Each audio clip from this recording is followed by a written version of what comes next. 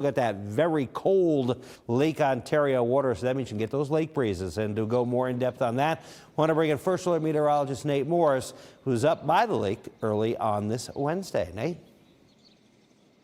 Yeah, thank you, Rich. So I'm up here near Lake Ontario Beach Park, and it's a bit chilly this morning, but eventually the majority of Western New York will be seeing those very mild temperatures, and it's thanks to the sun having a higher angle during these warmer months, able to warm up the land a little bit more, and that is going to be the case for a lot of us, like I said, but not for the lake shore. We're going to be about 10 degrees colder, and it's all thanks to that lake breeze. So how does lake breeze work exactly? Well, the air, or rather the land, heats up faster than the water does. It's because it has a lesser heat capacity. You need more energy to heat up the water than you do the land. I like to give the allegory of, say, a pot of boiling water. Obviously, your pot is going to get hot before the water inside of it does. It's the same deal here. So the sun will heat up the land, which will cause the air above it to rise, creating low pressure, and the colder, denser air over the lake then moves in to take its place. You get that lake breeze moving in from higher pressure to lower pressure. And of course, that air is colder,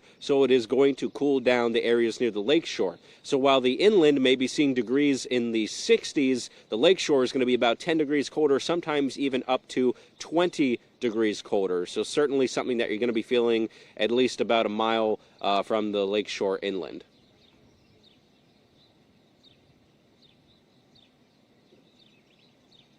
All right, Nate, thank you so much. Now, there's been a lot of talk about air temperatures, but some folks are also excited to get into the lake. So how long until that warms up?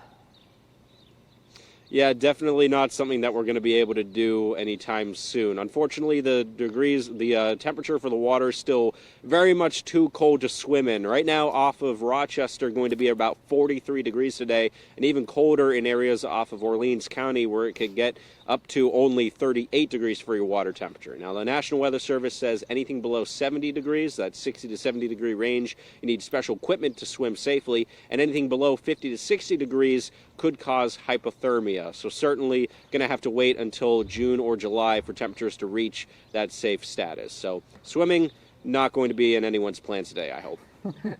All right, Nate, thank you so much.